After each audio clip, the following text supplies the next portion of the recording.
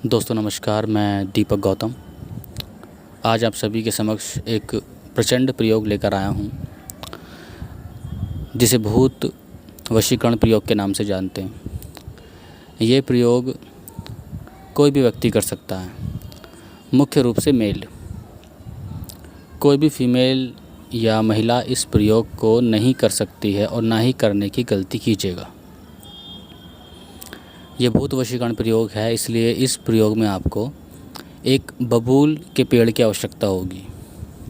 बबूल का पेड़ जो ऐसे स्थान पर हो जहाँ पर आप जब प्रयोग करो तो कोई भी उस पेड़ के आसपास ना हो, किसी ऐसे मार्ग में ना हो जहाँ पर आपको इस क्रिया को करते हुए लोग देखें। तो किसी ऐसे बबूल के पेड़ का चयन कीजिए और 5 तरह की मिठाई आपको लेनी है। एक लोटे में या फिर किसी पात्र में आपको जल लेके जाना है और आपको सुगंधित जो है धूप का इस्तेमाल करना है और एक इत्र का इस्तेमाल करना है, जिसे बोलते हैं काला भूत इत्र।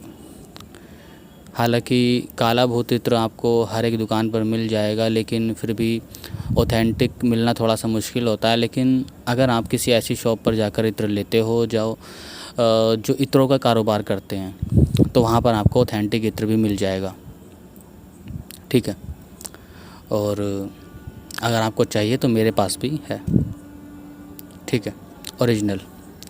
तो इसमें आपको करना ये होगा कि 5 प्रकार की मिठाइयाँ, 5 प्रकार से मेरा मतलब है 5 अलग अलग प्रकार की मिठाइयाँ, जैसे बर्फ़ी होती है, लड्डू होते हैं, पेड़े होते हैं, ठीक है, गुलाब जामुन हो सकती है, अन्य कोई दूसरी मिठाई भी हो सकती है।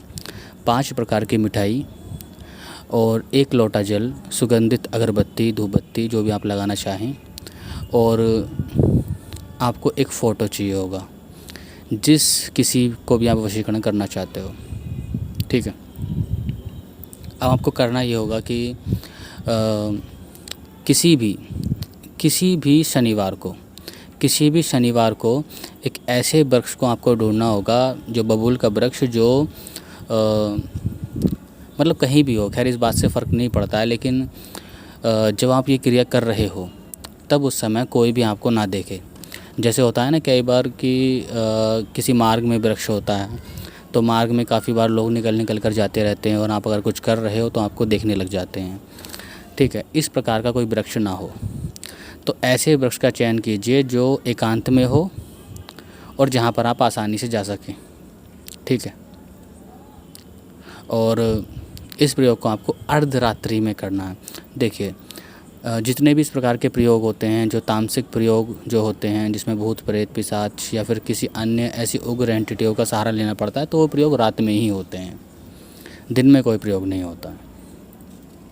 क्योंकि रात में ही, अर्धरात्रि के बाद ही वो शक्तियाँ एक्टिव होती हैं और उस अवस्था में ही, उस एक्टिवेशन की अवस्था में ही आप उस प्रयोग को कर पाओगे।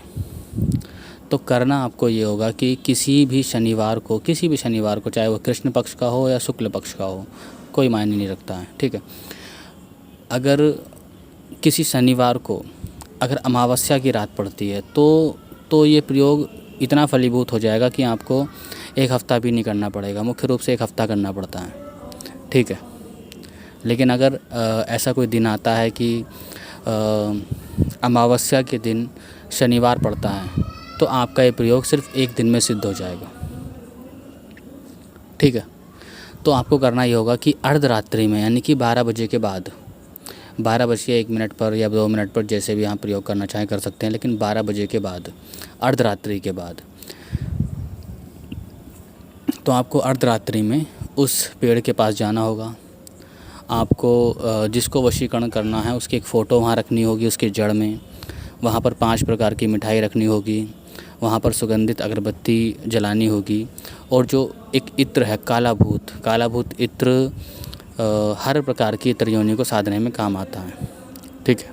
काला भूत, उस इत्र का छिड़काव करना होगा उसके आसपास, जैसे मिठाई के ऊपर, ठीक है, उस तस्वीर के ऊपर या इस पेड़ की जड़ में, ठीक है। आपको छिड़काव कर देना थोड़ा बहुत, और इतना कीजिएगा कि आप 1 हफ़्ते तक उसको कर पाएँ। तो आपको एक फ़ोटो लेना है जिसको आप वशीकरण करना चाहते हो, उसका नाम, ठीक है, उस फ़ोटो के पीछे लिख दो। और मुख्य रूप से जिस किसी व्यक्ति को वशीकरण करना है उसकी माता का नाम ज़रूर लिखते हैं। देखिए, होता यही है कि माता का नाम आवश्यक होता है, क्योंकि पिता भले ही दो हो सकते हैं लेकिन माता कभी दो नहीं होती हैं। ठीक है, आप समझ सकते हैं। तो माता का नाम लिख देते हैं और उस व्यक्ति का नाम लिख देते हैं, और उसका नाम लिखने के बाद वहाँ पर रख दीजिए। रखने के बाद जो मैंने सामान आपको बताया है वो आपको सामान वहाँ पर चढ़ा देना है। जैसे 5 प्रकार की मिठाइयाँ, एक सुगंधित अगरबत्ती या धूपबत्ती, ठीक है, कोई भी चलेगी, सुगंधित जो हो, ठीक है, काला भूत इत्र और 1 लोटा या 1 पात्र में पानी। आप इन सबको चढ़ाने के बाद आपको वहाँ जड़ में पानी डालना है और हाथ जोड़ के प्रार्थना करनी है कि जो कोई भी भूत प्रेत या जो कोई भी योनि इस पेड़ में विराजमान करती है वो मेरा कार्य करे। उन्हीं के लिए मैं भोग लेकर के आया हूँ। ठीक है, मानसिक रूप से भोग को अर्पण करो उस एंटिटी को, शक्ति को। और जो मंत्र मैं बता रहा हूँ वो मंत्र आपको पढ़ना होगा। मंत्र आपको सिर्फ 108 बार पढ़ना है। 108 बार पढ़ने के बाद माला उठाइए, यानी कि बैठकर आपको नहीं पढ़ना है, खड़े होकर के ही पढ़ना है। ऐसा नहीं है कि आप वहाँ पर आसन लगा करके बैठ जाएं, ऐसा कुछ नहीं है। आप बिना आसन के भी उस मंत्र को पढ़ सकते हो, नंगे पैर होकर के। ठीक है, नंगे पैर होकर के वहाँ पर मंत्र पढ़ना है। मंत्र है ओम भ्राम भ्रीम भ्रूम भूतनाथाय आगच्छ आगच्छ मम भीष्ट कार्य सिद्धम सिद्धम हुम हुम फट। ठीक है, ये मंत्र है और बहुत लंबा मंत्र नहीं है, तो इसलिए आपको एक माला करनी होगी, जो आपको 10 मिनट 15 मिनट में आप ये माला कर सकते हो। पूरे एकचित होकर के, यानी कि एक एकाग्रता के साथ आपको एक माला करनी है। और लास्ट में वहाँ रहने वाली त्रयोनियों से प्रार्थना करनी है, यानी कि मुख्य रूप से वहाँ पर जो होता है भूत, यानी कि भूतराज, प्रेतराज नाम का एक एंटिटी होती है जिसके अंडर में सारी इतर योनियाँ आती हैं, बहुत सारी इतर योनियाँ आती हैं। तो ये उन्हीं का मंत्र है। इस मंत्र को पढ़ने के बाद 108 बार पढ़ने के बाद आप अपनी माला उठाइए और बस बिना पीछे मुड़े, कम से कम 100 मीटर तक बिना पीछे मुड़े आप अपने घर की तरफ चल दीजिए। ठीक है, अब इस प्रयोग में होगा क्या? इस प्रयोग में क्या होता है कि ये प्रयोग 7 दिन का होता है। शनिवार से आपने स्टार्ट किया, अगले शनिवार पर या शुक्रवार पर, इसको शनिवार पर ख़त्म करते, शनिवार को और ये सामान देना पड़ता है। और जैसे आपने आज ये सामान दिया, सामान देने के बाद आपको अगली बार सामान देने की ज़रूरत नहीं है। अगली बार सिर्फ पानी, धूप, दीप, अगरबत्ती ये देनी है, मिठाई नहीं देनी है। ठीक है, मिठाई सिर्फ एक दिन देनी है। अगली बार मिठाई का भोग तभी लगाना है जब वो प्रेत आपको पीछे से आवाज़ मारने लगे। देखिए, थोड़ा उग्र प्रयोग है लेकिन बहुत कारगर है, और उग्र प्रयोग या इस प्रकार के तंत्रुक्त प्रयोग इसी प्रकार से कार्य करते हैं। हो सकता है कोई व्यक्ति इसमें डर जाए, लेकिन डरने की बात नहीं है।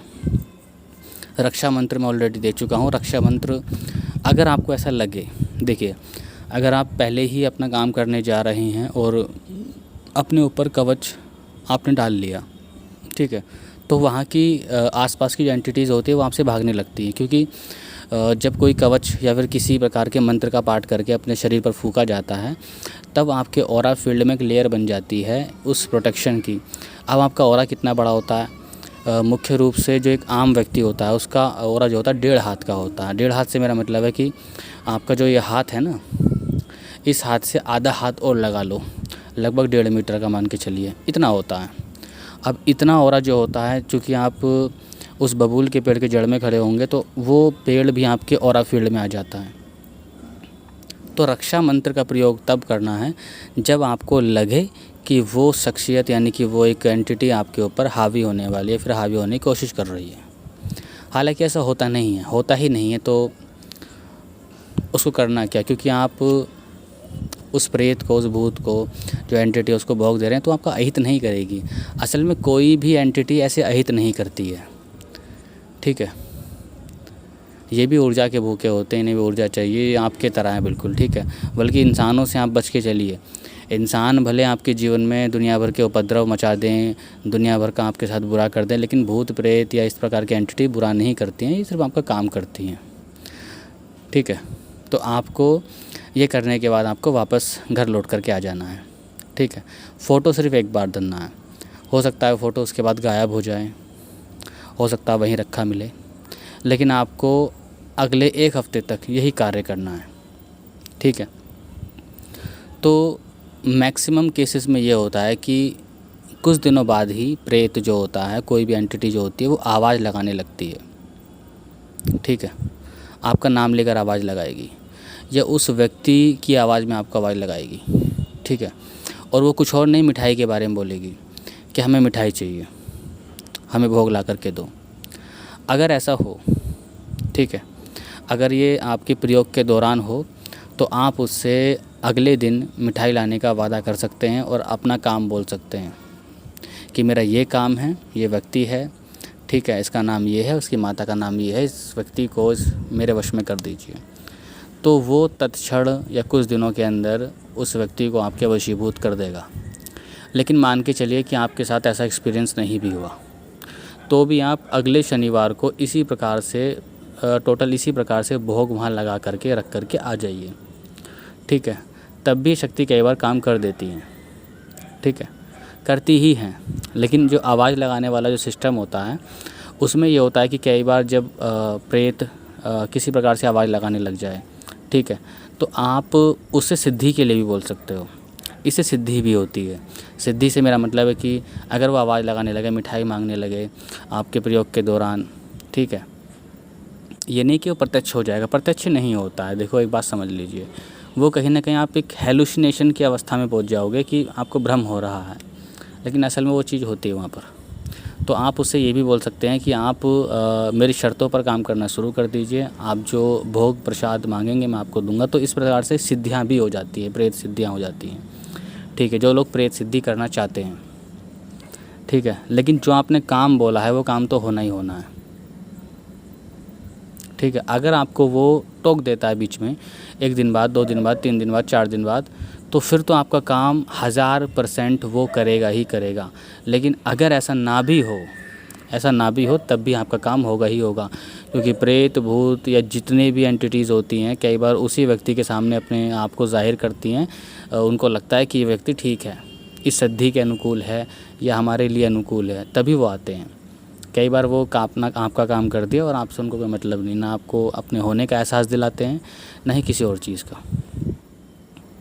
ठीक है, तो यही है कि शुरुआत के दिन आपको 5 प्रकार की मिठाई रखनी है।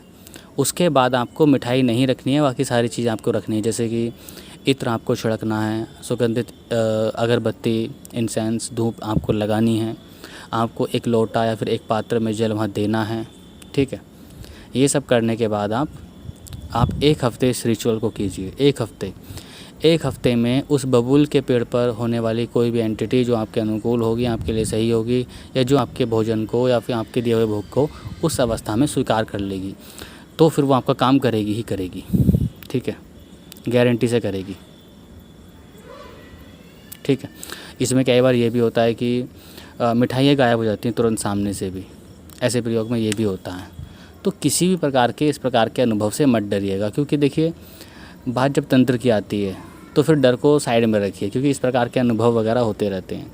शुरुआती तौर में इंसान को डर लगता है, मुझे भी डर लगता था जब मैंने अपने ध्यान को स्टार्ट किया, अपनी साधना स्टार्ट की, तो ऐसे ऐसे अनुभव होते थे, किसी के होने के, किसी के चलने के, किसी के रेंगने के। ठीक है, लेकिन चूँकि जब आप अपने डर का सामना करते हो या फिर किसी प्रकार की चीज़ों का सामना करते हो, तो फिर वो चीज़ें तत्क्षण आपके अंदर से निकलने लगती है, वो भय आपके अंदर से निकलने लगता है। सिर्फ सामना करने की देर है। सामने से मतलब ये नहीं है कि आप उस पर प्रहार करोगे, युद्ध करोगे, मंत्र चलाओगे, नहीं। और चूँकि आप सिद्धियों के मार्ग पर हो, अपने काम के मार्ग पर हो, साधनाओं के मार्ग पर हो, तो इस प्रकार की चीज़ें आपको झेलनी ही पड़ेंगी जीवन में। ठीक है, तो 1 हफ़्ते में ये प्रयोग आपका सिद्ध हो जाता है। ठीक है, बाकी और कोई कुछ भी करना नहीं होता है, और इस प्रयोग से आपका वशीकरण हो जाएगा। और इस प्रयोग से अगर वो प्रेत आपसे बात करने लगे, आपके पास आ जाए, ड्रीम में आ सकता है, आपके पास आ सकता है, ठीक है, या फिर प्रयोग स्थल पर ही आ जाए, तो उससे आप सिद्धि भी ले सकते हैं। ठीक है, तो आज के लिए इतना ही। नमस्कार, धन्यवाद।